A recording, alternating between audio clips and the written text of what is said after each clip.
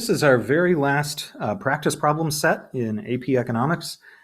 We've got a couple of practice FRQ questions, but those come later, and quite honestly, this is really the last of practicing material that you may have learned in this class.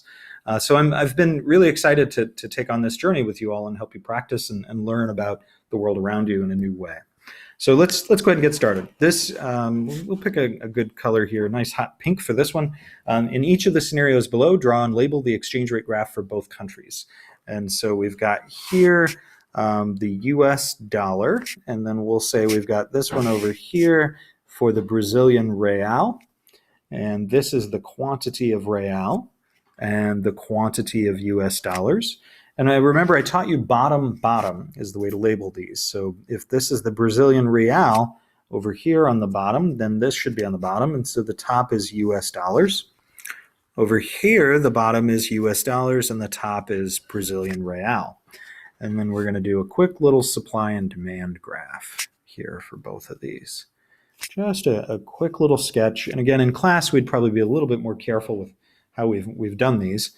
But then it says the prompt, Americans go crazy for Brazilian scarves, and then they just really want to buy them. And so if they really want Brazilian scarves, well, they're going to have to pay with Brazilian currency. So the Americans are going to increase their demand for Brazilian real in order to buy Brazilian scarves. And so we noticed here that the real appreciates, and so we'd say Brazil. But we didn't do anything on the other side. What do they have to bring? The Americans have to bring something in order to get those Brazilian real. You can't walk into a foreign exchange shop and say, just give me more real, please. They're going to say, well, you need to supply more US dollars. So we've got to increase the supply of dollars. And students sometimes get a little confused. They go, well, is this the government printing more money? No. This is just the Americans entering into a foreign exchange market. With their dollars. So it's not like these dollars are getting printed or created by the government or anything like that. It's just akin to if you or I were to take a trip to Italy and we would need some euro when we were there, we would convert our dollars into euros. And so we're supplying our dollars into a foreign exchange market. That being said, the US dollar is going to depreciate. And how will the change in the value of the dollar impact the balance of trade in the US? Well, putting aside the fact that the Americans are importing the Brazilian scarves for a moment, right, which students have pointed out to me for years that this question is a balance of trade question in the prompt, but it's actually saying how will the change in the value of the dollar affect the balance of trade? And so if the dollar is getting cheaper, that's what we see over here, then we would say the US balance of trade moves to surplus because our net exports would increase, is another way to say it. As a result of having a cheaper currency, your net exports would rise. And likewise with Brazil, their balance of trade would move toward deficit. Now, again, this is ignoring the fact that the original question is actually saying that the Americans are importing. But I think that's useful here because what it's really showing us is that in the long run, foreign exchange performs the function of basically equilibrating these markets. It says, hey, if something happened to throw out of whack the balance of trade here, where the US net exports are going to go down and the Brazilian net exports are going to go up, then in the long run, right, the net exports just equilibrate. They go right back to where they started again. Now, this next one says prices rise faster in France than they do in the United States. So we've got two currencies here. We've got the euro and the US dollar. So QUSD and bottom. So USD goes on the bottom. USD is on the bottom here. So euros are up here. And this is the euro market on the left. And we're going to do quantity euros on the bottom. So euros are on the bottom here. And we're going to do a quick, again, these are really not pretty graphs. So forgive the fact that my stylus is a little rough. And it says prices are going up in France faster than they are in the United States. So what will this do? There's two ways to think about it, right? This could be also to say US exports to France will go up because the French are going to buy more American-made goods. At the same time, U.S. imports from France will go down because the French goods are more expensive. So we can actually model this in either way. It doesn't matter, but for our purposes, we'll just say maybe that this is the one that we want to model.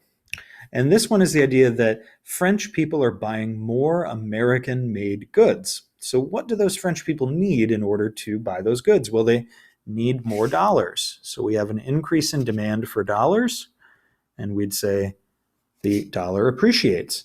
And in order for them to buy those dollars, they have to supply more euro, so the euro depreciates. So we'd say the US currency appreciates and the euro depreciates. And how will that affect balance of trade? Well, in the US balance of trade and again, this is the change in the value, right? We're ignoring this stuff. That not what we're doing.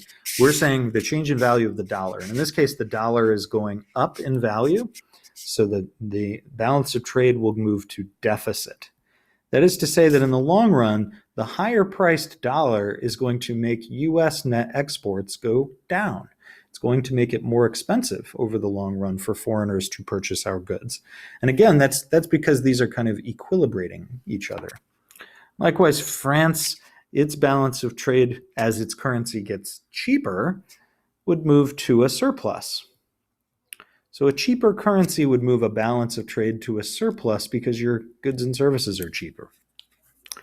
Okay, now our very last practice problem. I'm getting a little wistful. I feel a little teary. National incomes rise rapidly in Canada. I think that's how you say that country's name. Canada, maybe it's called our hat. I'm not so sure. And so QUSD, they rise rapidly in Canada versus stable in the United States. Okay, so we're just going to label these, and this is really a little bit of just labeling practice, is trying to remember the bottom and remembering how to do these. CND and USD, and then we'll get a little supply and demand just like that. So if national incomes are going up in Canada, now we're going to try to figure out what does this prompt mean for the foreign exchange market. That means the Canadians are going to buy more stuff from the United States, in addition to from themselves, but for our purposes, what we care about is, are they going to buy more American stuff or less? And so we'd say their incomes are higher, so Canada buys more US goods. That's really kind of what this is translating into. And so they're going to need more dollars in order to do that. And they're going to supply more Canadian dollars to buy those American dollars. And this is exactly the same answer as what we saw previously, because here we have the depreciation of the Canadian dollar and the appreciation here of the US dollar. So we would say to deficit for the United States, and for Canada, it would move it to a surplus. And again, this is a wonky thing because it's really the change in value affecting the balance of trade. It's not this part, right? Because them buying more US goods would move the US to a surplus. In the long run, it'll move right back to where it started as these exchange rates equilibrate. So hopefully this helps you thinking about exchange rates. I will see you next time.